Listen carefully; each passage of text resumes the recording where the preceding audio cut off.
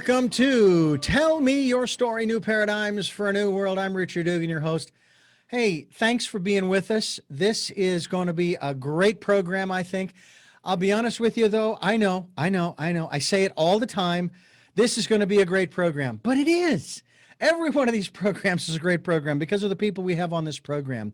And normally, as many of you have known over the last we're into our 14th year, almost halfway through our 14th year, believe it or not. And I've got keys that are poking me where I don't want them to poke me. So pardon me for the movement there.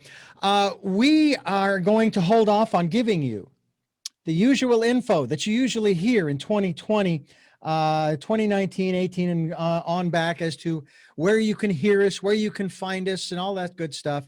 What we are going to do is we are going to let you know about our guest and our subject and all that good stuff, because our guest brings to us a question of sorts, if you will, along with 17 books this man has written. We are grateful that he has joined us here on the program. And the question is, what is the point of life? Gee, we've never asked that question on this program before. In all of the years that I've been doing this, of course, every program we ask that question. And we ask, what is your life's purpose, folks?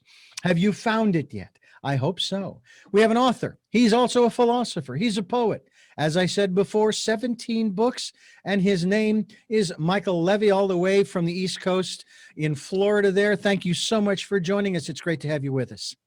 Thank you, Richard, for having me on the show. Very prolific you are, sounding like Yoda there. It's very interesting that you have managed to put out 17 books. Over what span of time have you done that? Since 99. I didn't write a word before then. I came from the business world. 22 years. England. Yeah. Wow. And because I have been spending 20 years working on my first, okay? I'm curious as to what got you started. Yeah, writing, especially. Well, I retired at 46 from England, came over to Florida, and retiring was kind of a strange word to say because I didn't actually plan anything. I did come out to meet a guy who from Manchester a year earlier, and he kind of took me around the place. And then I then had 4 years actually of coming over as a snowbird. And in 92, I came out full time. And for 6 years or more, I wanted to figure out what's the meaning of life. Why did I get to where I came from? I mean, I started with nothing. I mean, less than nothing. I never had a bank account till I was 19.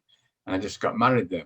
Started on the street markets and retired at 46. So came here trying to figure out why.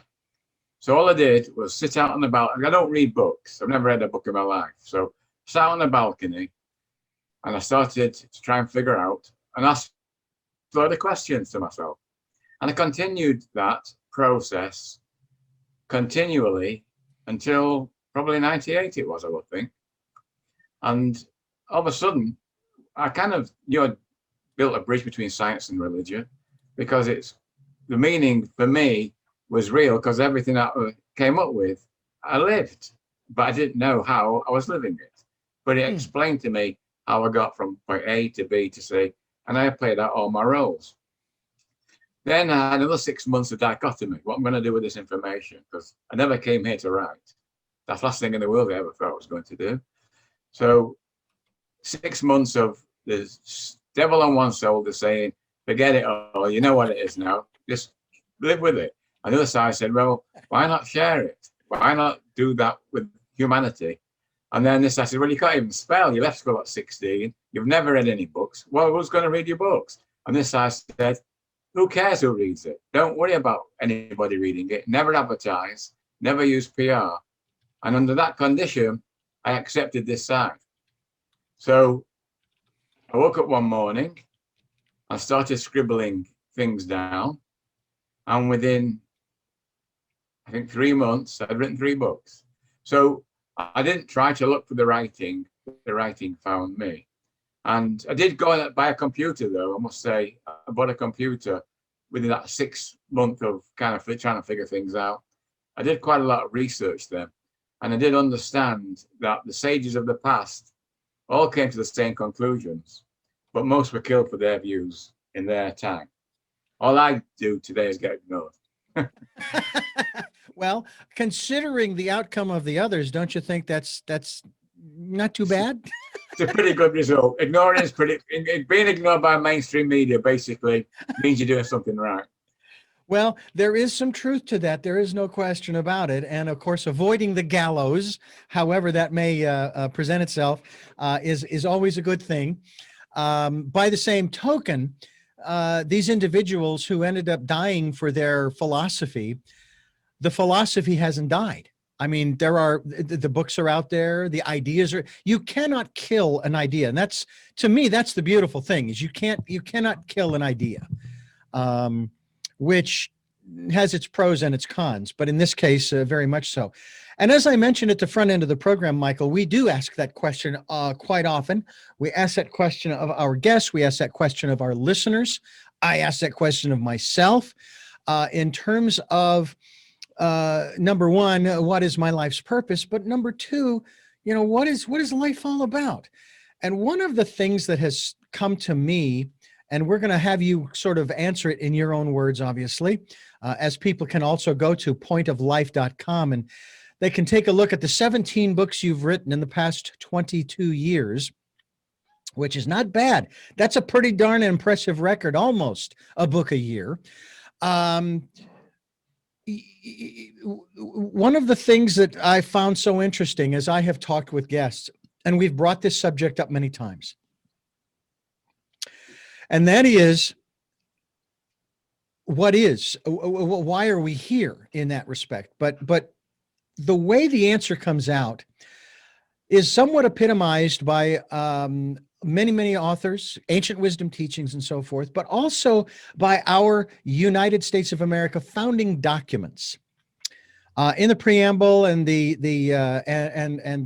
Declaration of Independence, it has all kinds of great stuff in it. But what I found so fascinating, and I bring this up almost every time, is that we have these, what are referred to as inalienable rights. If I'm understanding inalienable, has to do with God-given, given by the universe.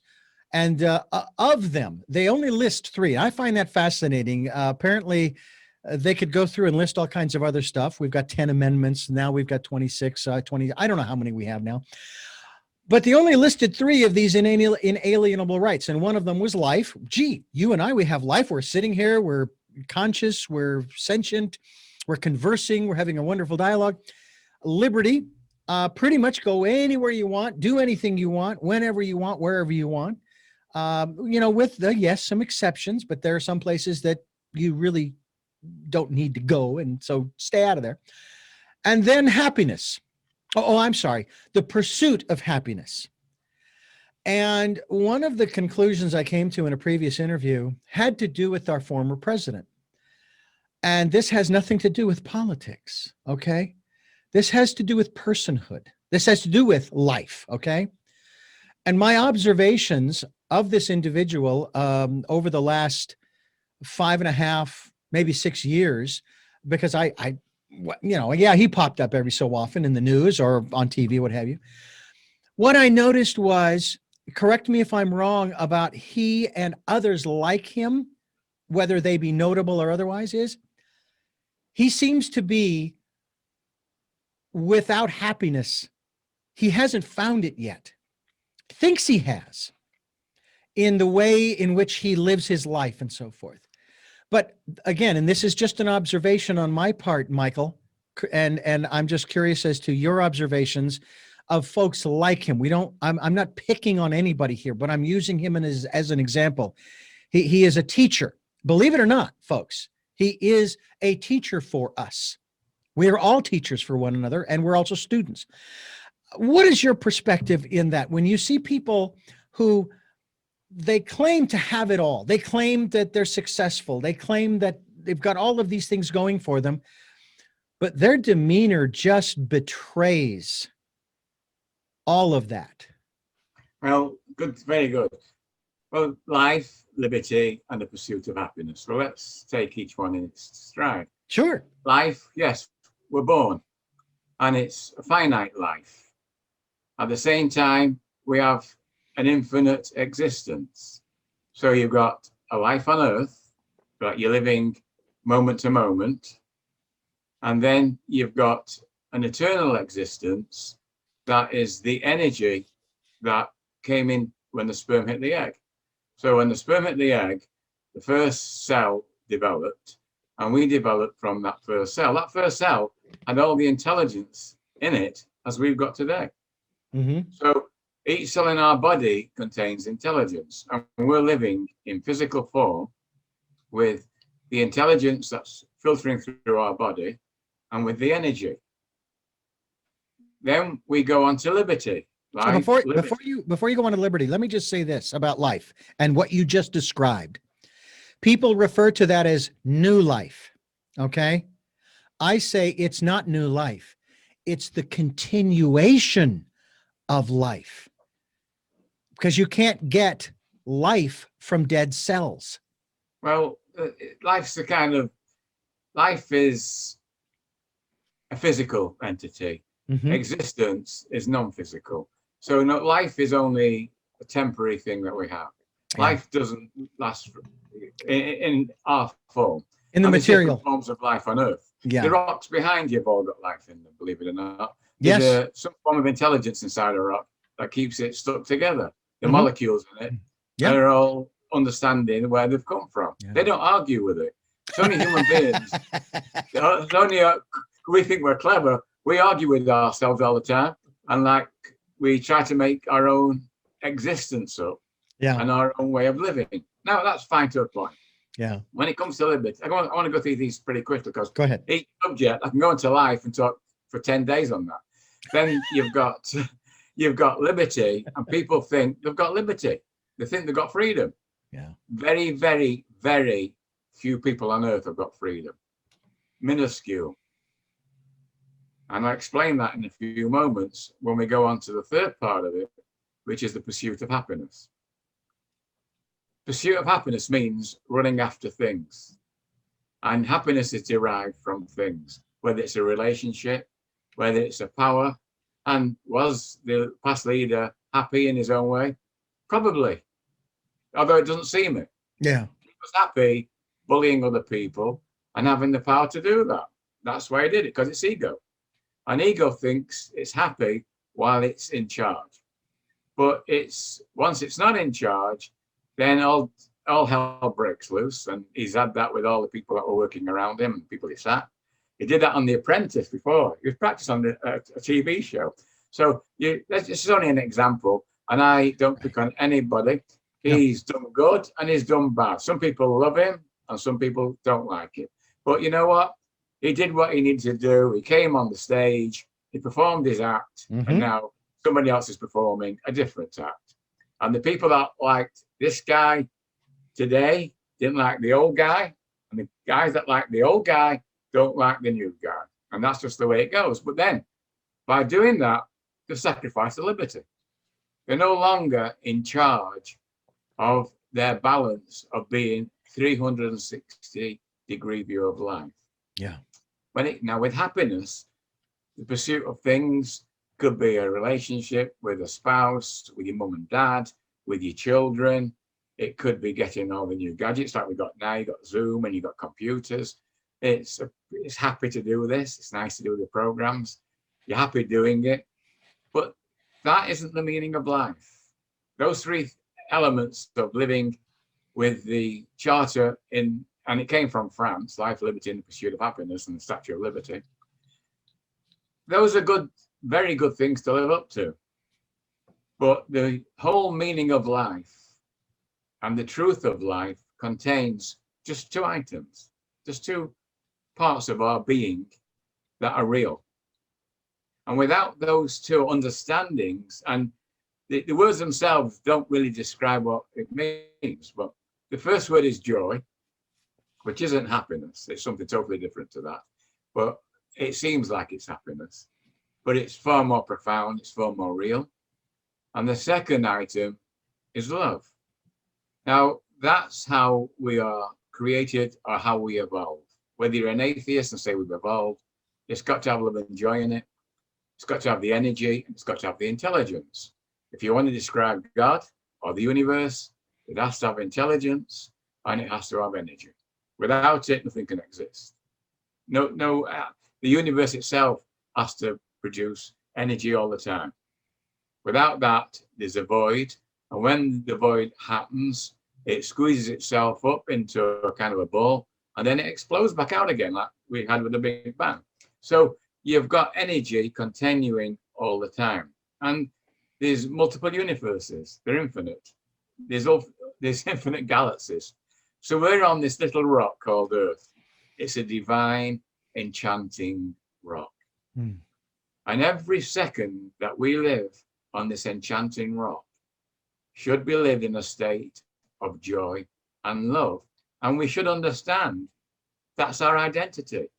I'm Michael Levy, and I answer to Michael Levy all my life. I have done for almost 76 years, 76 in March. Never take any medications. I retired at 46. So the physical side has worked fantastic. If you can live to 76 without taking medications, and you can retire at 46 comfortably, and you start with nothing, then something has to be enforced to take you through all those acts. And each act that I did and each role that I played, people around only wanted to push me into the gutter because I was stupid, and I'm still stupid by clever people's standards. A clever person won't read my books because by their standard, it makes no sense. And what I'm saying now won't make sense to a lot of people outside the people that you talk to, because you already, we're connected already in spirit. And we've already had a little chat before the show. So we know each other pretty well now, and we know how we tick. And there are people on this planet Earth like us. And we're kind of the messengers that go around. And in the condo here where I live, I'm ignored by everybody in it. Not ignored. By that, I mean, I can't speak like I'm speaking now. I talk about movies. I talk about what's going on. I join a conversation. I have an opinion about the politics and things like that, but not in the same way they're going to be talking about it. So if I'm talking to a Democrat, I'll agree with what they're saying and enhance what they're saying and maybe put a few caveats in it so they have something to think about. Have a speak to a Republican, same thing, because they both mean well. I'm not saying politics is a bad thing. Both sides mean well. They both want to have the country the way they say this country should be run. But there are other things like religion too, and there's different religions, and each one wants to find God in their own way, which is fine, unless they want to domineer, and like a regime that's in Iran at the moment. They want to dominate. I want to take over the Middle East, want to wipe out Israel, and probably want to wipe out America. That's their program because they've seen in their holy books. So they've misread what Muhammad or what they believe in. They've misread that. That's what Muhammad wanted. No holy person ever wants to destroy any life form. We're not here to do that. We're here to protect each other, to show kindness, to show gratitude, and to have the gratitude to understand every second that we live on earth is a precious moment. Yeah. And we daren't allow one of those moments to be lost in a negative emotion. And every negative emotion that comes into our brain is fed by our education, by our intellect, and by our ego, and by what we think we know and what we want to live by, what we demand to live by. Because the ego has demands. It wants to demand its power base, even if it's only a little power base in one house, and even a person lives by himself, and even if he's only watching television. If he gets irate at something that's on there, at somebody speaking, then whatever he's getting irate at has conquered his mind. So his liberty's gone. He's been captured. He's become a slave to what he thinks he knows. And once you do that, then all the emotions flood in. And every one of those emotions are pure illusions. Not one is real. The only lasting part of our identity is the love and joy, which is embedded in energy. Now, you got to understand what love and joy means. I mean, Yeah. our physical ways, but I'm talking about it in the metaphysical way. Yes, absolutely. First of all, I want to remind our listeners, we're talking to Michael Levy, and we are talking about point of life. What is the point of life? And we're going into that area. He's written 17 books, which you can go to his website, pointoflife.com, and find out about those. You read them because he's not going to. He doesn't do that. As he's already shared with us, he's written them. It's now your turn to pick up the mantle and continue on with these ideas. And what I find so interesting, Michael, is the differentiation you have made between happiness, whether it be the pursuit thereof or the achievement thereof, and love and joy that we're going to talk about next, and what that means on a metaphysical level, which, by the way, I've had these conversations with many different people of different philosophies. And when I was in my 20s and early 30s, I was working for a Christian station. Greatest education, I say this every time, the greatest education I was ever paid for. Because I didn't just learn about broadcasting, I learned about comparative religions, sociology, psychology, philosophy, and many, many other ologies, if you will, along the way. And I remember a conversation that I had with someone, and we were talking about salvation and so forth in that philosophy. And I said, they said, well, you know, once you find Jesus, your search is over, because from the age of 17, that's what I was on. I was on my search. That's what I called it. And I still am to this day. But they said, oh, no, once you find Jesus, your search is over. And I said, well, actually, the truth be told, once I find Jesus, my search has just begun. And I love what the Baha'is say. Baha'u'llah, who is the founder thereof, said, and I'm going to paraphrase this a little bit, if you accept one of the messengers of God, you accept them all. If you reject one of the messengers of God, you reject them all. And I accept them all. It doesn't mean that I accept every single word from each one of them. What I accept is the fact that they came here in many different forms, and sometimes in no form, through other people, to share what is true. And that's what we want to talk about now. And that is the joy and love that you are speaking of from a metaphysical standpoint. And when you speak of joy and love from that perspective, you aren't speaking about emotion, are you? You are speaking about something that's even higher. It's outside of our emotional being that is in this physical body, correct? Correct, 100%. We associate it with emotion, and we call it, it's described in the dictionary as an emotion, but that's intellectual. You understand, we have an intellectual part of our brain. It's an important part of our brain. We will live through it. We can only live through our intellect and through the conscious part of our brain. Right. You can't live through your subconscious, otherwise you'd be stuck you'd be a dummy all the time. You'd just be flat out. So the subconscious mind's working all the time, even when you're sleeping. The brain itself we've gone down a path for thousands of years now, where we put more reliance on knowledge, on education, and the things that we need to feed our minds with. And then we get stuck with these identities. And the more a professor gets into his ivory tower and gets locked into his intellectual way of thinking, the further distance he goes away from the truth of his true identity. Now, your identity physically is what we live and the role plays that we play. Like an actor on the stage, like Shakespeare said, all the words are stage, we're all actors on it. That's a metaphysical form of speaking. Shakespeare was very metaphysical in a lot of things that he said. So the actual ideas that we've got coming through our minds is very important to live with. I'm not minimizing them. However, they are only acts. They're only role plays. None of it is actually real, because the word real means lasting. So you've got to find, what is it that is lasting within my being that I can live and I can acknowledge and can guide my life? Now, having said that, what I'm saying could be a total load of garbage. It might not be true. It might be the biggest rubbish in the world.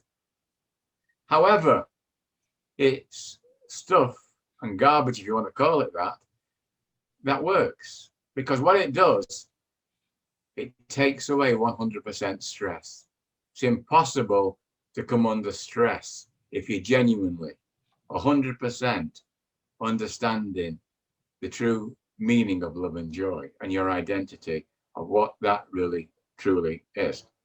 Now, most people say, go to a psychiatrist or a psychologist. It's impossible not to have stress. And some say, well, stress is good for you. It can do things. No, you're going to get enough challenges in life with everyday event. We've got COVID at the moment. It's a challenge to keep yourself healthy from it. Yeah. But you should be stressed from it. If you understand that your own being can't die, it wasn't born. It came into existence into a human form, and it'll go back to existence outside that human form because it's energy and it doesn't contain any thought. We take nothing with us. You can't come in with any new thought and you can't go out with any new thought. Anybody saying that you can, well, tell me where you were born before and tell me your identity, who you were, and give me examples of that. I've never found anybody that can do that. No one's come back from the dead and come back and said, you know, now, having said that, people do die on the operating theatre, the heart stops. And they've had lots of ideas about going into a tunnel and things like that. That's another subject for another day. Because that's a deeper subject, and you got to understand what was really going on in that person's mind. And I've studied all that kind of stuff too. You've got to find a formula for a point of life, for everyday living that works in every single circumstance, every single situation that's come along that we don't know about. Because the only certainty of life is the uncertainty of it. So we're going to face so many uncertain things in life and continue to do so until our dying day, until we pop off the earth and pass along. And that should be a celebration for us when we go. There should be no fear attached to it because we've had the experience of living this love and joy in human form. And that love and joy basically is an identity of God. That's what we deem to pray to. But you're praying to yourself, basically, because it's an energy form that's reverting all around the universe all the time. It creates and destroys continually. Because it has to reevaluate it and make a new form out. So we're here for a very short period. For the meaning of life, the point of life is to enjoy every second on earth because they're such precious moments, and no thought that we have in our brain should alter it. Now, we're the only ones that can control that. Other people can try and control us by what they say to us. They can try and bully us and they can kill us. Fine. If that's what you want to do, then fine. You know, I can't control what you're going to do or what you're going to say about me. You want to ignore me? Absolutely, you've got my blessing to do so. It doesn't matter because the books are going to be around it'll be in trust, they'll be around in 100 years' time or maybe even 1,000 years' time. Somebody might even dig them up from somewhere. But I'm pretty certain that at some stage, this will revert back and retrace what's going on in our world today, where people are distancing themselves more and more from what I'm saying and more entrenched with stock markets, with getting a quick buck, with fighting this one or fighting that one, with anger, with fear, and all that kind of stuff. And people are entrenched in it. And and they don't realize when they come to that moment where they're leaving Earth, they're going to have a eureka moment. And that eureka moment is going to say, why did you go through all that stuff? Because it's totally worthless to you. You know, you can't take your money with you. You've got $10 billion, you got $800 billion. Good luck to you. But what are you going to do with it? You're going to leave it behind. Maybe you can do some philanthropy work with it while you're alive. Sure. That's good use of money. But if you're going to live your life on Earth purely by the standards of what you think you know, rather than be guided every moment by stuff that you don't know, and continually improve your life by what you don't know. And it keeps coming into you. This isn't a rehearsed talk. I don't say the same things all the time to the same people. If I wrote some of my essays again, they'd probably be slightly different to the last time I wrote them. When I read them, I find new stuff in them all the time. And that is one of the things about things that are really written and they're profound. Because if you can read and find new meaning in something while you're continually reading it, then that's why the Bible's so good, because there's wisdom in the Bible. And people can read wisdom from the Bible, even though you might say, well, the fairy stories or, these things can't happen in modern times. Well, you might say that, but the same thing was mythology, Greek mythology, with the Roman mythology, with the Egyptian mythology. And all that stuff was very similar to what we've got in all the holy books. Mm-hmm. The stories there correspond, and they all had morals to them. They all talked about the ego and getting too big for your boots and arguing with the gods. So there's all that stuff going on. And there's the ancient dynasties that they had it, and they believed in all that stuff. So how are we to decry them? They're just important in their time. When Socrates had it, like you said before, the different philosophers who died for the views. Now, what is wisdom? Now, Socrates is supposed to be the father of wisdom. And I'd ask Socrates this. If Socrates was where you are now, I would say, Socrates, you've got wisdom, right? You're a wise man. He said, yes. And you've got your own philosophy, right, that you want to maintain? Yes.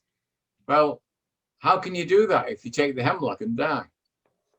Is that what wisdom is? Wisdom wouldn't allow anybody to kill themselves with suicide. And that's what Socrates did. So although he is one of the wisest men and had a fantastic input with philosophy, you don't kill yourself if you're wise. Your precious life is more important. So he could have turned around to the people, the powers that be, and say, okay, like Galileo did, I agree with you. They put Galileo in jail because he said the earth goes around the sun doesn't go around the earth. And it was the 18th century before the Catholic Church decided Galileo was right, an extra 200 years after he died. But he actually said when he was in jail, you know what, you guys are right. I'll go back and I'll take a step back. And that was a wise man, you see. A wise man would have done that, but Socrates didn't. So he was stubborn, and that's ego. It shows you the difference. I'm not criticizing Socrates, but it shows you the difference between how ego can come into play into the wisest people that we have in existence or in the past. We've all got to guard against our own ego 24/7, 365. And the way we do that is to live in the love and the joy. Because once the love and joy goes for that 1 second, ego's taking over our brain again. Well, and now, that's go ahead. That's the yardstick that we've got to understand this, what I'm talking about. The sense of love and joy is a feeling of serenity, of gratitude, of peace of mind, of unstressfulness, and all the descriptive words of purity. Where like you would go into the countryside, or you go and see a beautiful sunrise or a beautiful sunset. That's feelings and sense that you're getting from that is the love and joy ticking inside you. That's the purity of thought. And that's what we're meant to live. Now, we can't live in a bubble and be like that all the time. I'm speaking to you now about this stuff. So I should be getting a bit wound up with it all, but I'm not. Because the balance of the love and joy acts out even though we play our roles. So even though you're playing roles out, you go on the stage to talk, or you're going to go into a meeting with directors, whether you're going to invest in the stock market, and that's what you want to do, whether you want to run a business, and there's people challenging you all the time, whether you've got competition, all fantastic stuff. And if you live in that love and joy entity of it, what people call stupid to be able to do that, and I was called stupid all my life, because when people were bad-mouthing me and insulting me, I was praising them because I was far too stupid to understand they're insulting me. And that's true. I didn't realize people insult people. I always thought good of people. So when they tried to do bad things to me or whatever it was, I only praised them. And I did that automatically. It's just an automatic thing that I was born with. And it seems stupid enough. And I sometimes look at myself and say, yeah, that's real stupid to do that kind of stuff, but it actually works. And that's the beauty of it. It works 24/7, 365, as long as can breathe breath on earth. You know, we're talking with Michael Levy, and we're talking about point of life. What is the point of life? And we're getting pretty in depth in here into the metaphysical aspects of the point of life. And I enjoy that. I really do. As a matter of fact, some of my favorite conversations have been over a dinner table, following a meal, and we may get our favorite beverage and just sit there, and off we go into the stratosphere of conversation as to what's really important. What are the really important aspects of life? Now, you made a comment earlier in reference to happiness and relationships. And of course, we talk a lot about community on this program in terms of the fact that, as I put it this way, Michael, and again, I'll use these terms, these vernaculars.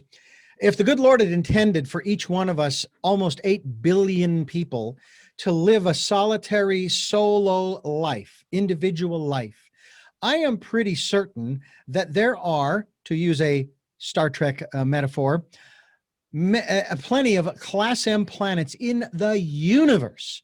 And we could all occupy one of those planets all by ourselves. But the reality in the material world is we're all here. And that speaks to me of the necessity for working together, for finding ways to, if you will, commune together. And I'm not speaking of communes or communism. I'm speaking of those kinds of relationships. And I want to kind of get into that just a little bit, if I can, in reference to how that aspect of finding, as we like to say, those new ways of living, because the old ways obviously aren't working. Just all we have to do is look around us. And choosing new ways of doing things. We offer choices and knowledge of those choices on this program to help people's dreams come true. And if they don't know that they have choices, then how can they choose them? There are many people who've been living generationally in a situation because they've never experienced anything away from the place that they were born and raised and die. And then they raise their children that way, and they're born and raised and they die. And they raise their children and they're born and they raise and they die. And until they're exposed to new things, nothing changes for them. How does that aspect in any way, shape, or form play into the metaphysical existence we've been talking about? Because in the Christian philosophy, it speaks of heaven, and that when we die, if we've done all of the right things, or we've believed in the right way, or we've I say this, I say it lovingly because I don't mean to be rude or what have you, or disrespectful. But if you buy into the extortionist and you do what the extortionist tells you to do, and you get into heaven, and then you sit there and do what? Doesn't make a lot of sense to me that that's now going to be our existence in the spiritual world. Do you think or believe or feel in any way, shape, or form that this existence has anything to do with our metaphysical or spiritual existence, that essence that basically gives this body that I'm in, or the body that you're in, life, in terms of our eternal existence? Because we're infinite. We will live forever, not in this body, but that which lives in this body is eternal. Can you talk a little bit about that? Yeah. Well, first of all, choices. The ego thinks it's got choices. The intellect thinks it's got choices, and it can choose a lot of stuff. Okay. It can choose to be, and a lot of this stuff that it chooses contains these negative emotions that we're talking about. Mm-hmm. So those are the choices that we think most people think they've got, and that's what you're educated to believe in. And the word belief has 3 little letters in the middle, Lie. So a belief isn't true. So you're believing in something I, because that's the way you're brought up. I've heard And that before, that beliefs are a lie. so, that spells in the middle of it. Yeah, yeah. But I mean, they're founded on truths, but then they go down a route of taking it out of context. Mhm. And not all beliefs, but majority. So the choices that we're having in that side of our brain that you think you've got choices are, you might get $1 billion from it, you might become a multimillionaire from it. And all those things, like you mentioned earlier, might bring you fleeting happiness and all that kind of stuff. But you've forsaken the love and the joy of your identity to be able to get to those choices, because the choices that spirit gives you and the choices that are already, you can call them preordained if you will, those choices are infinite in nature and texture. So there's far more choices from spirit that work than the choices which are more minuscule than we have as human beings only living in a human form. Because if we had the right choices, why doesn't everybody get rich on the stock market? Why doesn't everybody run their own corporation and get billions of dollars? Why are only a few people doing that? Well, a few people have worked it out intellectually to be able to do that. But when you do it through spirit, you do it in a different form. You don't set out to make lots of money. And I never set out to make lots of money. I set out to enjoy communicating with people. I worked on the street markets. And there's nothing like working on the street markets of England to have a laugh and a joke with people every single day, whether it's the stall holders, pouring rain, freezing cold. It's Manchester, England. It's not a great climate.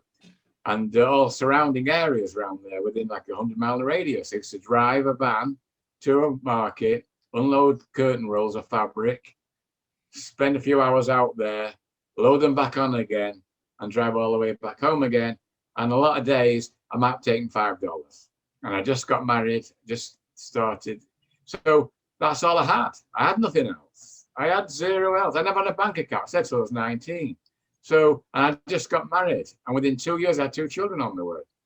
So, and then when I left school, though, I told the teacher I'd have a Rolls Royce by the time I was 26. This is a kid with holes in his shoes and what you call the poorest kid in the class. But no one ever told me I was poor. Nobody ever told me I was disadvantaged. I just know I used to enjoy playing out in the street and enjoying soccer, cricket, playing with whatever it was, and having a few bunch of kids who grew up in my neighborhood. We used to play together. And there were nasty kids around too. There were teddy boys with flick knives and gangs. I grew up Jewish and I used to get called Dirty Jew all the time. And I was chased all over the place. Kind of call it that, people call that persecuted. I had my head split open, my lips split open.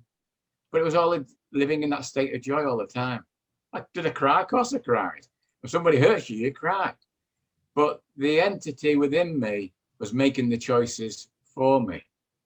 And those were filtering in to my conscious brain. So I was doing deals that my lawyers and the accountant said, those are impossible deals to do. That was in property a bit later on. Stock market investing for 55 years. Never, ever once have I ever been caught out in a bubble or a crash. But there's a crash coming here in America very shortly. There's a fantastic guy I saw on television the other day named Jeremy Grantham. All you listeners should listen to what he has to say. He's described every bubble that's ever been. He's also was British. He lives in Boston. He runs a big mutual fund company. But he's talking about the bubble to come. And it's imminent, he's saying. It's within the next few months. And it's going to be far more disastrous than 2008 meltdown. Well, I don't know about that stuff. I'm not as educated as him, but I do know there's a bubble there. I do know I'm not in the stock market now, where I have been a few years back. So again, I'm only mentioning these things to describe how it works physically, because it's no good just talking metaphysics and about choices if you don't give examples of them. Right, right. And you've got to give physical examples. So we want money to live, and everybody needs money. That's just part of life. you want security, you want a home, you want to help other people with it. So you need that. And you can get it by understanding the truth of who you are, because it comes easier that way. You're not under stress by doing it. Now, there's a lot of businesses now are under great stress because, with lockdowns in LA, California, you've had a lockdown recently. They're trying to open up again. So there's people are under great stress in businesses to try and keep their head above water. Yeah. Well, there's certain rules that I always live by. Number one is always be honest. I always tell the truth. Even when you make a mistake, own up to it right away. And if it's okay, then fine. If it's not, then try something else. When you're going down a route and it's not succeeding for you in business, find a different route within the same sphere of what you know. There's different levels of ways of doing things. And it could be a slight change, but that slight change can make all the difference. And that's, again, another big subject to talk about running a business and corporations and stuff like that.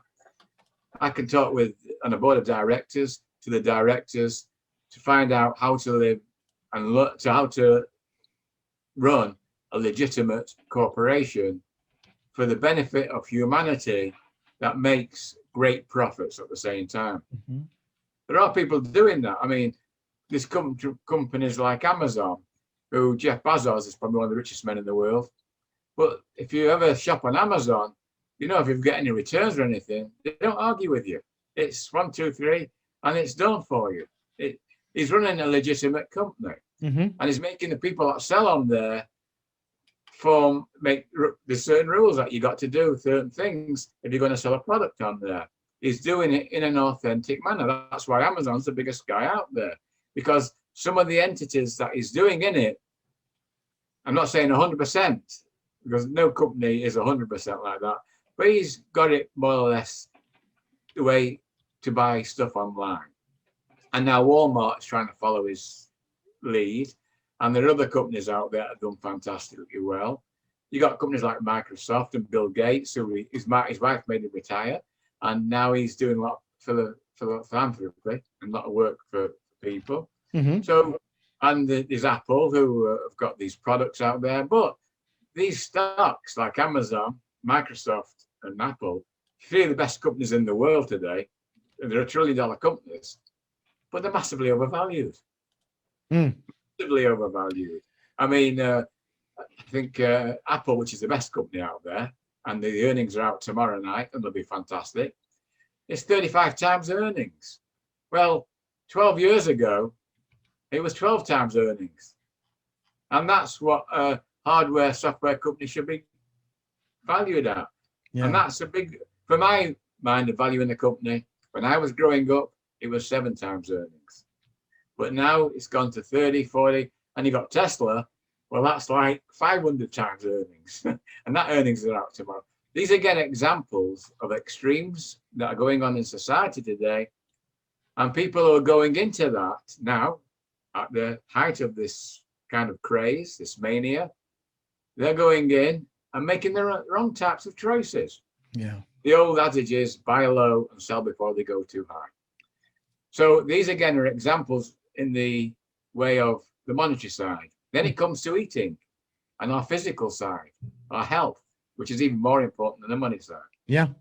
And there's a way to keep yourself healthy with choices that we have. Choices are, do we eat that ice cream that tastes so fantastic to me? Or do we eat some broccoli that's organic and that can do my body fantastic? And when I eat that, all the cells in my body are going to rejoice.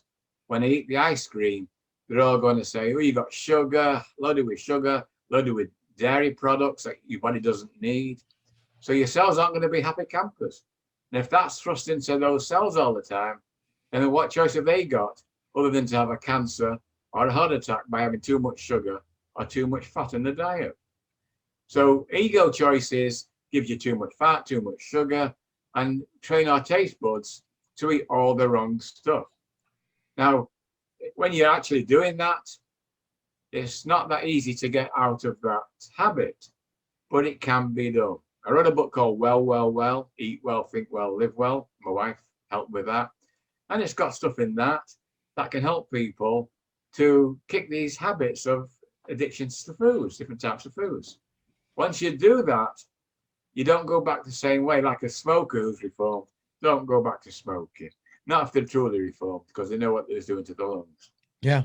And so you've got, and again, you got alcohol. Another thing that we drink and we think, cheers, fantastic. Well, there's been the latest medical study, which has been a fantastic big study, has proven even one glass of wine can affect your health greatly if you're susceptible to that. Now, some people like Winston Churchill can live to 94, drink a bottle of whiskey every day, smoke his big cigars, and he was built to do that.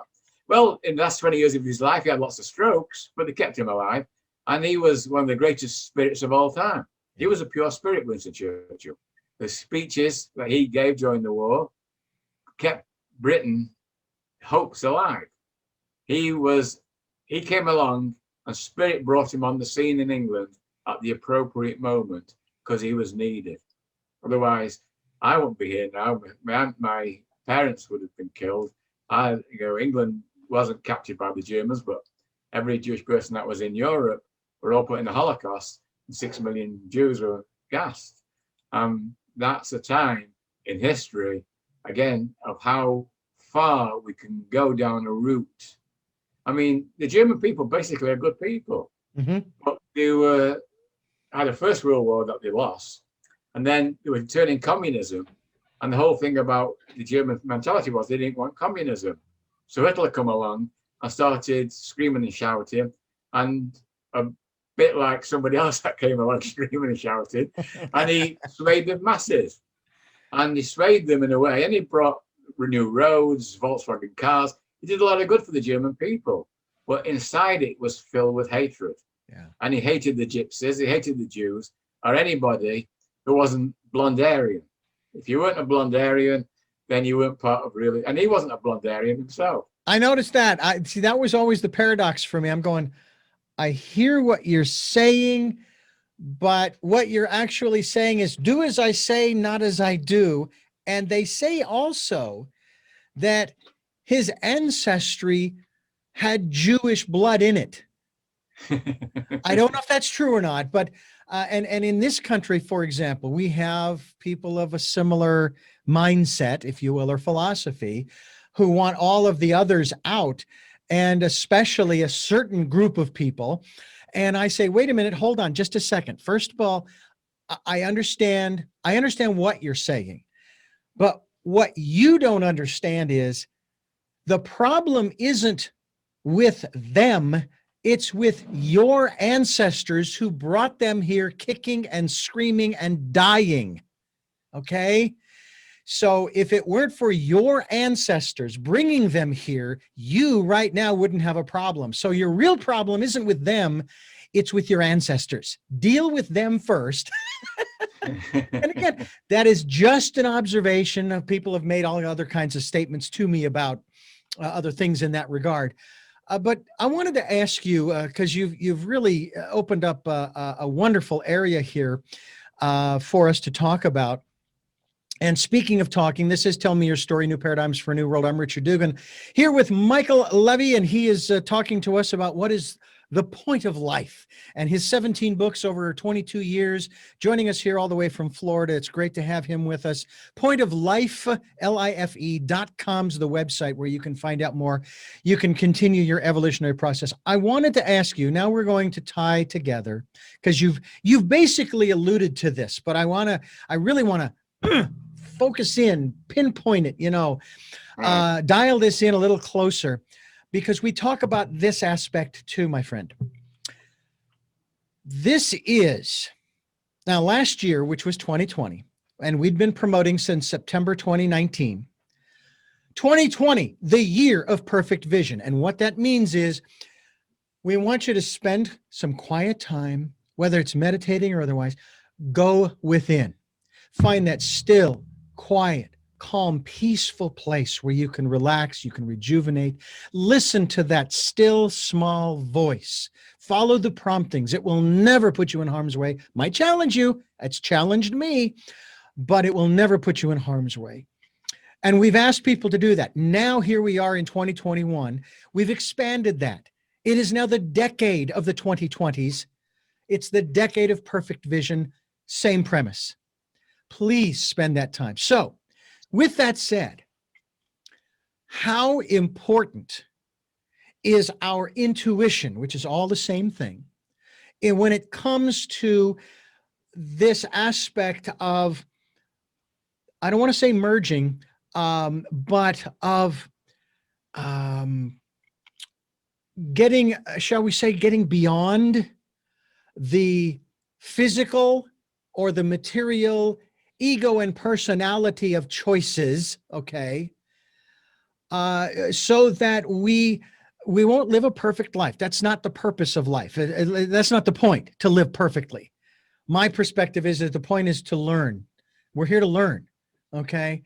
We're here to grow, but we're here to grow from, again, that inside point. Talk to us about that connection with intuition. Intuition means basically being tutored. Intuition, we're being tutored. So when we're being tutored, we are getting insights from the place where thoughts come from, and creative thoughts we're talking about, not the everyday CDs that we have in our mind all the time. New thought that comes into our brain, which could bring out the latest new scientific finding, the latest cure for cancer, stuff like that. All these ideas come into our brain from our intuitive way of part of the system that has been devised for us. But we want to live with the systems that we've devised. So we want to use our intellect to guide our intelligence, to dictate to our intelligence, to find the wisdom from that intelligence and distort it, to find the truth of what is and distort that into this belief systems that we want to live so we can control a bunch of people. So within the sphere of intuition, which comes to us when we silence our mind and we find the core value. In 2003, I put an event on at the Brower Centre for the Performing Arts. And I had John Randolph Price come down to speak, who was one of the fathers of New Thought. He's written a lot of books. A great man, and a few other guest speakers. It was a full day event. And at 3 o'clock, I started a 2-minute meditation of silence. And that was the foundation of World Human Spirit Day. And that was on the 17th of February. It was actually President's Day. And that's how I managed to book the theatre, which is the biggest theatre in Fort Lauderdale. It's how I managed to book that theatre. Pretty short notice. Not too many people turned up to it. Not a lot, but it was enough to continue on with what we did. And now every year at 3 o'clock Eastern Time, people come together for that 2 minutes of silence. If we could get people together globally, and more people looking online now. I looked online last week, and people are putting it on their websites, and it has spread. Now, mainstream media has completely ignored it. You're never going to see it on mainstream. But again, this is the way people connect to people, and everybody did that. I've got a thing I'm going to be doing on Blog Talk Radio on Wednesday morning. Wednesday at 2:30. Wednesday, 2:30, Point of Life show on Blog Talk Radio. And I'm going to start the World Human Spirit Day. And that's when I'm going to do a meditation before it, like you were talking about. And what I'm going to do is take people with poetry into the realm of what they're going to sense and feel. Now, I've done this on cruise ships when I spoke as a speaker, and it's worked fantastically well. And there's one guy, special guy, who his wife dragged to the meetings, where he was a handicapper for horses. He was a Yorkshireman, and he was a total skeptic. And he sat there with his hands crossed and his arms crossed throughout my talks.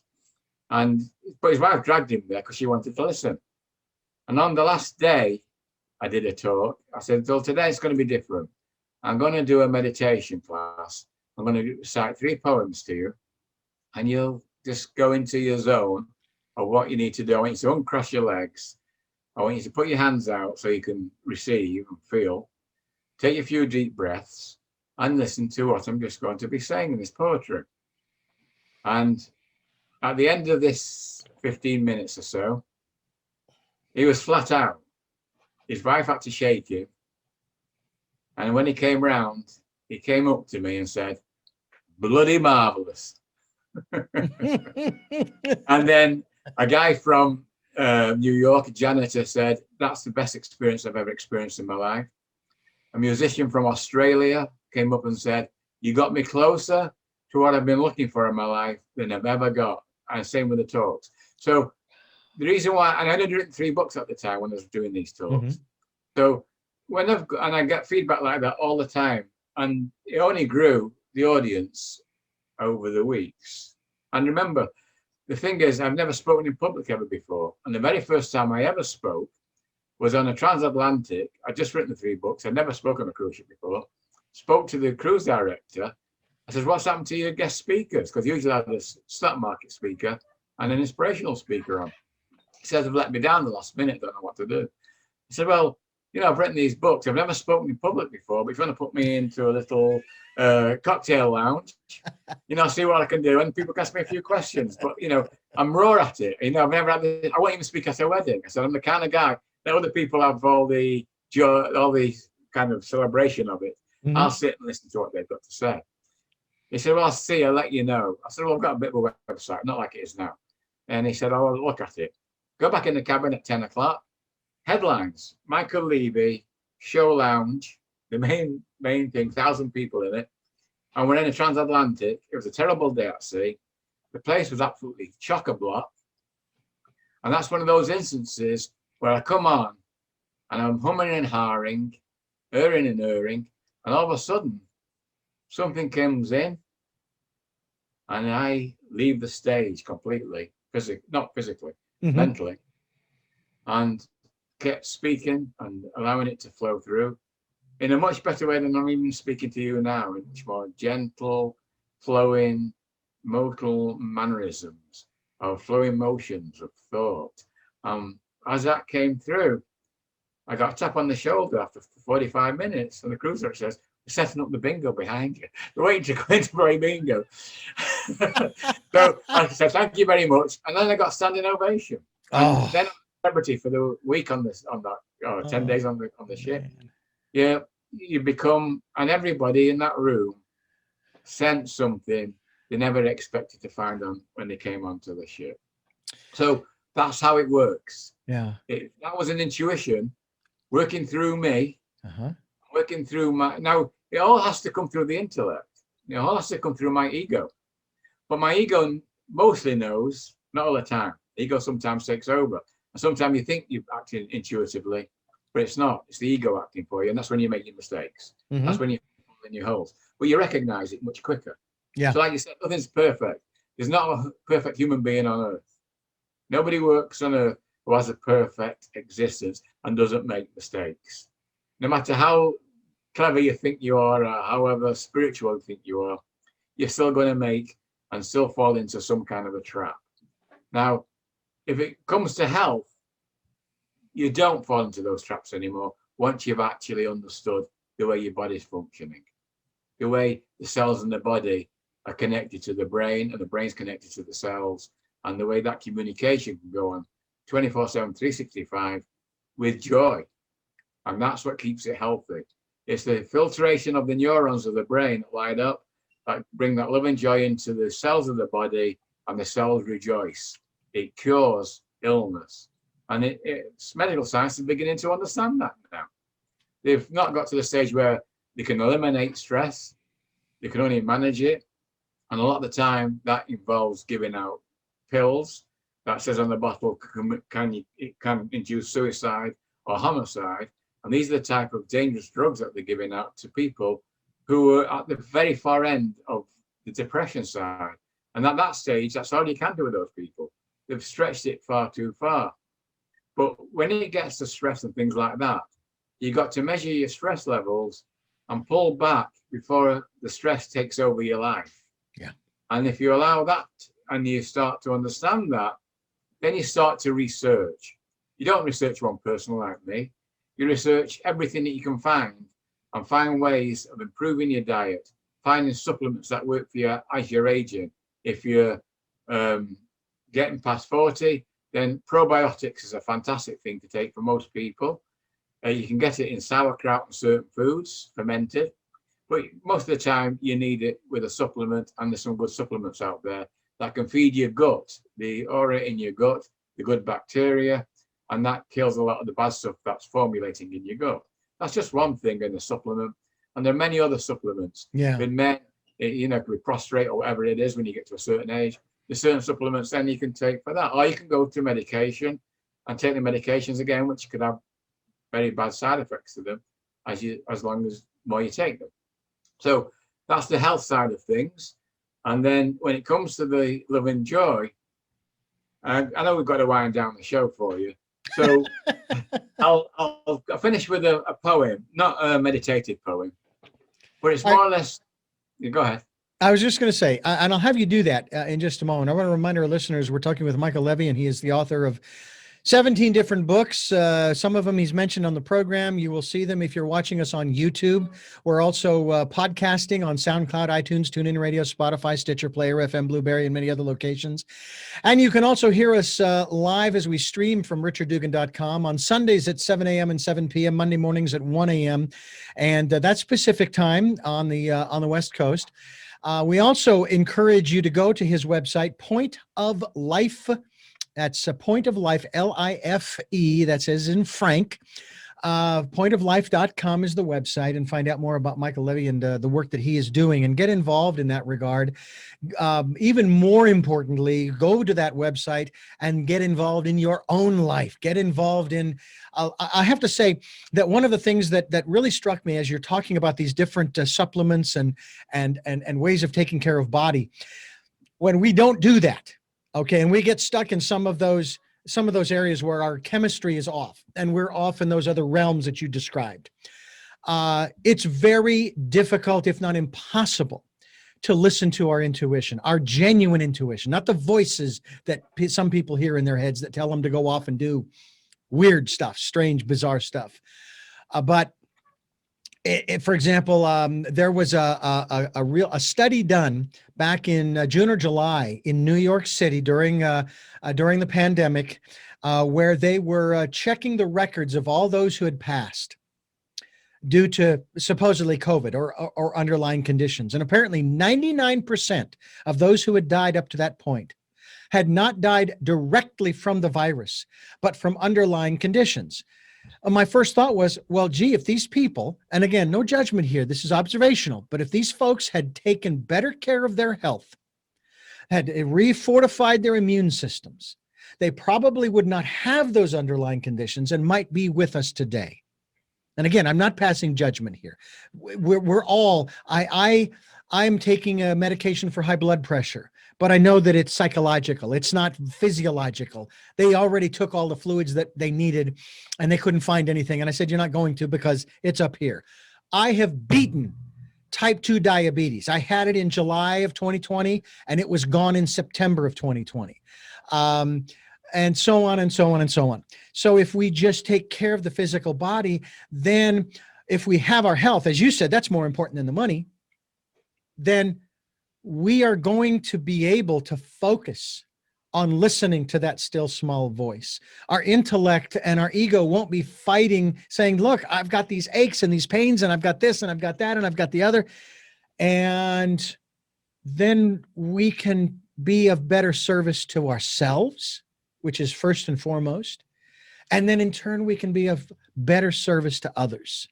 And I really find that what you have shared with us here on the program today has been extraordinary. By the way, first of all, I want to say I like your background. Now, many people, they don't take care when they're doing Zoom and they're doing a video to make sure their background, like mine with the rocks and so forth, is not giving away a lot. Behind you, I swear it looks like an altar. I love that look. I know that that's probably a bed, a day bed. I don't know if that, okay. Yeah. But I love that. You've got the posters, the pictures back there on the wall. And Those are my wife's paintings. She's painted those. And it's set into the wall, which I just find so fascinating. And those are beautiful, by the way. Absolutely gorgeous. I can just make them out and wow. It's the universe. How long has she been painting? She just does the odd one. She mostly sewing, like doing dressmaking, doing her own clothes. She does fantastic. She's taught me the nutrition stuff. I was stubborn early on in the 40s with the food and everything, and she started making changes. And it took me a long time, not a long time, but a fair amount to change a lot of things. When in the 30s, I'd go and go out big meals. I'd have a steak dinner.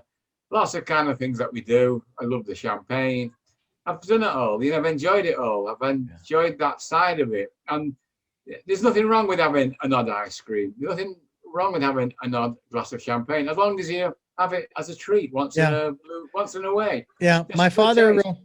My father. What you find is basically, now I've given up dairy, so we used to eat cheese every single lunchtime. Yeah, I can't even touch a piece of cheese now. It'd be terrible to even taste it. Yeah. So your taste buds change so easily. Exactly. Well, my father taught me years ago. I consider him a wise individual.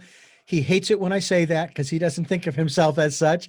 And he is 90 this year, 90 years of age. I'm 60 this year myself.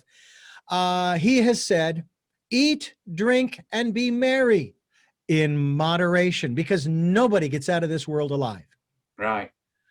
So and with me and my type 2 diabetes that lasted a whole 2 months, my doctor says, Richard, this is going to be a long journey. It's a long journey. And he told me the story of one guy whose A1C was at 600 something or other, and it took him 6 months. Mine was at 544, took me less than 2 months because I said it was going to be short term. It was temporary, as is everything in this world. Everything is temporary.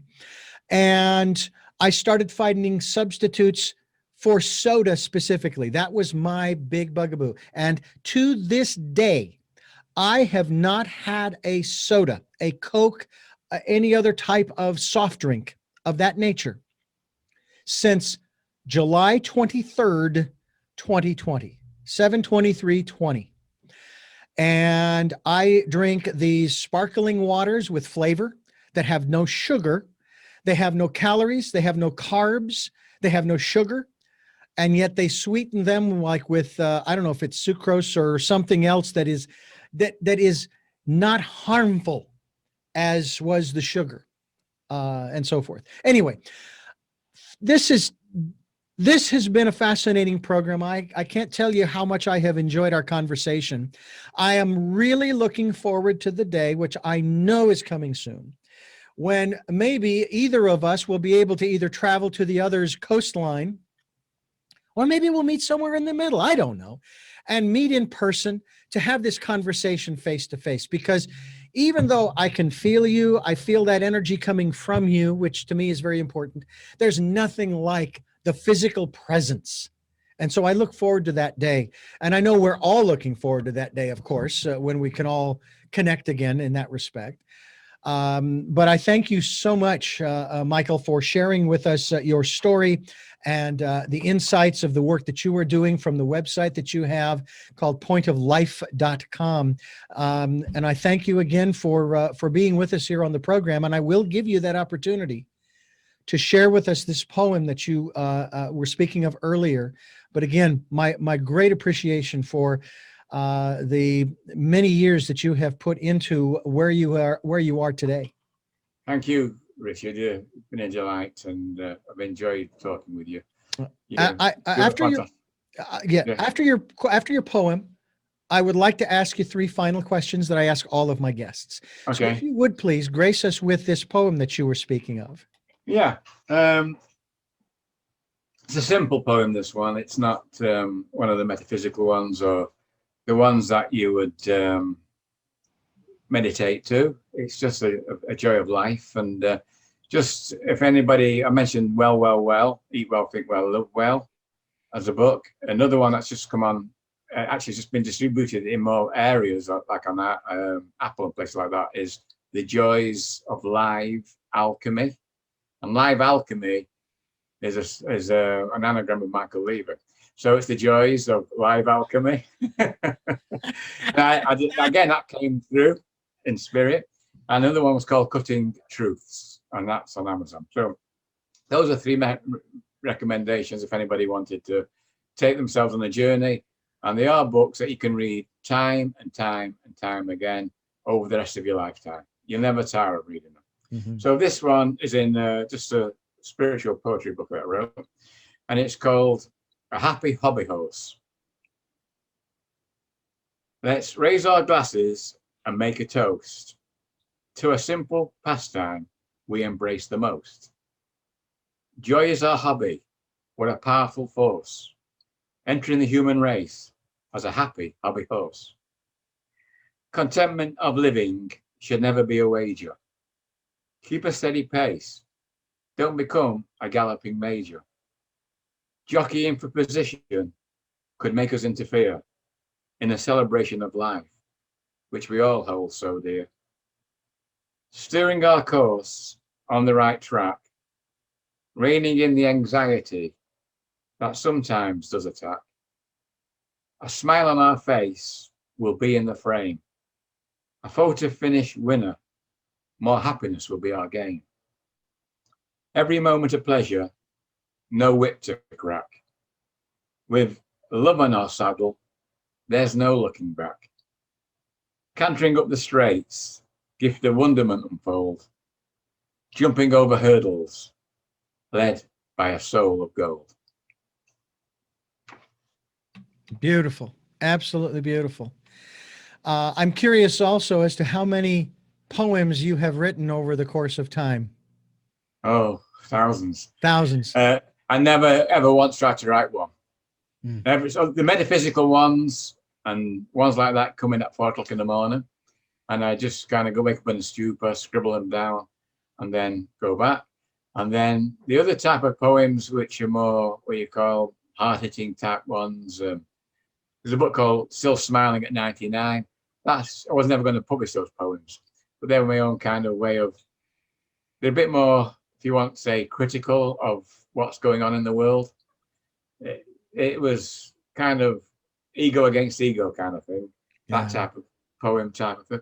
So again, those are needed to shake people up, to get out of the way they're thinking. So some of my poetry is in the metaphysical form, some is in the pleasure form, like that one, celebration of life, and others trying to wake up the ego in a way of pointing out the calamity of humanity, the path we're going down with the environment and things like that, and trying to wake somebody up who doesn't want to know anything. Because poetry sometimes has an effect on people, that regular kind of talk and other things, like music does. Music also has a fantastic effect on people.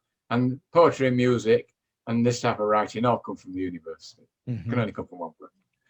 Well, those who would say that they love music, but they're really not into poetry are incorrect. If you listen to music, and I listen to a lot of my favorite artists from the 70s and early 80s and so forth, and quite honestly, if it isn't a story that's being told, and most of the artists that I like to listen to are telling stories, then it is almost literally a poem that has been put to music. If you were to read the lyrics to yourself, the way they set them up, the verse and the chorus and the verse and the chorus, it's a poem. And many of them are gorgeous poems. Many of them are very meaningful, very powerful, but they are poetry. And that's something that keep in mind. The next time you listen to some of your favorite vocalists or bands, listen to those lyrics. You will hear poetry in those words. And, on that note, let me give you a new artist that's come out. Yes. I met. Her name's Jen M. Jenem. Jen M. Gen M, and it's Gen M Music. You just put Gen M in, she's getting all over the place. And when you listen to some of her tracks on YouTube, and I've tweeted her a few times, and she's composing music in this day and age that is so needed. The latest song she just come out with is called Laughing Clouds. She produces it herself, tracks it herself, all in a house. It's all done with a computer, and you think you're in a top Sony recording studio with it. So she's somebody special. So anybody who loves music will go for her. She's a rising star. I think she'll do fantastic in the future. Well, if I'm correct, it's is it JENN and IM? No, JENEM, single N, Gen M. All right, I'm actually JENEM. All right, JENEM. And I'm actually, folks, as we're talking here, I'm actually looking her up because, and she actually has a channel on YouTube, which we don't. There we go. Yeah, she has a website on YouTube, the channel, and all you have to do is put JENEM, and you're going to find JENEM Music here on her page, and we will look her up as well. And I may even pass her on to one of our programmers who has these kinds of guests on, because I think that this kind of music and this kind of input that is available to us, we need to take advantage of, because it helps us to recenter as much as going within. It helps us to stay focused. And in turn, that energy that we are tapping into then spreads out to the people around us, even if they are 6 feet away. Okay. Actually, she's a singer-songwriter, but she's just done one on YouTube. That Challenger said she's just done a cover of Ray Charles' "Hit the Road Jack." Oh my goodness! She's looped it. She's looping it while she's singing, and she's putting tracks on it while she's actually singing it live while she was recording it on YouTube. Oh. And you think all these backing groups are coming in, and it's her voice. She's backing herself with herself. Impressive. I mean, what you can do today is totally amazing. It is. So, it is. Yeah. Well, what we're doing today is truly amazing. Yeah. For all I know, you say you're in Florida, but you could be in India, you could be in Africa, or you could be somewhere stashed away in the woods in northern Russia, for all I know, or Canada, or China. You just said one of the most truthful things that anybody could ever say, because all those places you and I are at now. Yeah. We're in every single place of the world. Yeah. Not only that, we're in everywhere in the whole infinite universe, as we've been speaking today. Every thought, every vibration is everywhere. It can't be lost. That's energy. Yeah. And energy spreads it out. Now, they might not be aware of it in Canada or in Africa or anywhere, but some people will be. Mm-hmm. Some people will get in a moment and a thought will come into their head, and they have no idea where it comes from, as thoughts come into our head. And all of a sudden, a phone will ring, and the person we were thinking about is at the other end of the phone. Yeah. You already sent the message before the phone rang. It's amazing, the synchronicity of the universe. And just to let you in on something, Michael, when I started doing these programs, and probably even before, but I became more conscious of it when I started doing Tell Me Your Story back in 2007, I realized that it is the universe that asks the questions. I'm just along for the ride. I'm just the mouthpiece. Okay. And I'm also, my intellect is very curious about things. And so the wonderful combination of the universe and myself, and we seem to work pretty well together. And you seem to work really well with the universe as well. And we are connected in that respect. And I thank you again for joining us. Before I let you go, one more reminder to our listeners about this program. It's here Sundays at 7 a.m. and 7 p.m., Monday mornings at 1 a.m., streaming live at those times at richarddugan.com. We are also podcast on SoundCloud, iTunes, TuneIn Radio, Spotify, Stitcher, Player FM, Blueberry, and many other locations that you folks are reposting.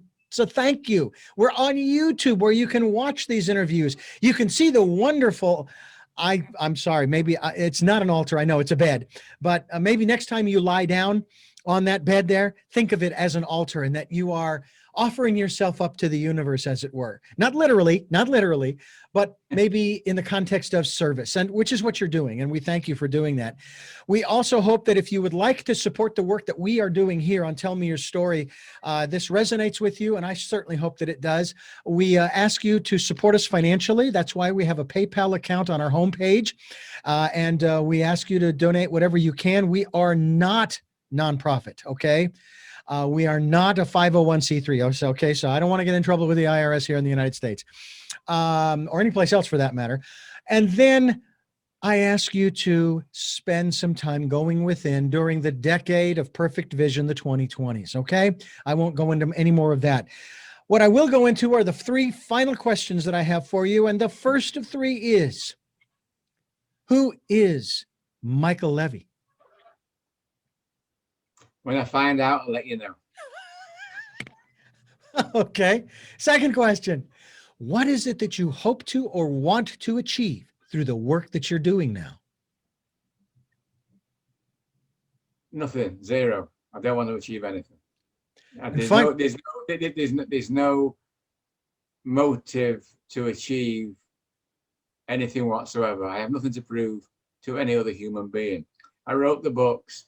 I can speak to people without having to try and force them or coerce them into following anything that I say. Like I said, it could be a complete garbage what I talk about. And even I don't know whether it is or not. So I can't, everybody must verify for themselves what they must do for themselves. No lifestyle should be changed by listening to what I have to say or reading my books. Like when I said about probiotics or something, if you're on medication or something, you can't change a regime until you speak to your medical professionals, whoever you deem them to be. They are in the game of, I've not been medically trained, so I wouldn't dream of trying to help anybody medically. But when it comes to diet and things like that, I can make suggestions. That's all I do. So that's all Michael Levy does, basically. He suggests things for people, and he's going down a route, and he's playing role plays out. And because I can't define him, he can change the role tomorrow, and it can be a totally different role. If I defined him and say Michael Levy is this or that, then I'm boxing him in with labels, and that's all he'll ever be. He's boxed into those labels. But I've got so many avenues to explore still that I might want to make movies. I might want to do Broadway musicals with some of the poetry that I've written. It'll make fantastic Broadway musicals. There's so many new ideas to come on television. There's not one real program that I can watch on television or any modern movie. The movies I watch are all Turner Classic movies, old movies. The odd one comes along, like a musical, like The Greatest Showman, things like that, which are okay. But the modern movies today don't stand the test of entertainment. A lot of them are emotional, and they drive you nuts just watching the emotions of it. It's in your face graphics. Why do you're supposed to entertain? The idea of television and movies was to entertain. They knew that in the 20s and the 30s and the 40s and the 50s and even in the 60s and possibly in the 70s and maybe in the 80s some good movies are coming out. But gradually, today's movies that they're making, I try to watch them, and after 5 minutes I've got to switch them off because the intuition and my gut inside me says that's not going to make you any entertainment. It's not anything profound. It's not a documentary that you can learn something from. It's just going to mess your brain up after you've listened to it and after you watched it. And when you get to bed tonight, you might not be at peace with yourself because your brain's been watching all that stuff. And your brain doesn't know the difference between living the life that you live in every single day or whether the way you're watching a movie. It's the same reality to your brain. Yeah. So you've got to be very careful and very selective what goes in. So there's some wonderful movies and old things on Turner Classic Movies if you've got that channel. So watch the good ones that are on there and the entertainment movies with Frank Sinatra in it and Dean Martin and go back even further with Lionel Barrymore. Lionel Barrymore is a great actor, and James Stewart. Jamie Stewart never made a bad movie in his life. So some great actors and actresses who gave us their life and their insights into living through spirit. And those movies are very spiritual. Final question. What is your life's purpose? The life purpose is the same as going back to the right beginning of the show, is try to the best of my ability to live in the love and joy of who I am. Try and keep that identity real throughout my life. Nurture my ego, nurture my intellect, nurture my knowledge, and try and use the wisdom God has given me to share that knowledge, that intellect, and that ego, which I'm speaking through now, because I can't speak without the ego, without the intellect. Try and use that as the server for humanity. So whatever we're meeting, this morning I went swimming. We have a pool here, and they have a cleaner, this pool lady who cleans the pool out. And she has a Spanish temperament from Colombia, and these Spanish temperaments can be a little bit. So she put it away. Then when she saw us coming down, for some unknown reason, she got it back out again. I said, I haven't finished yet. I've got to keep cleaning.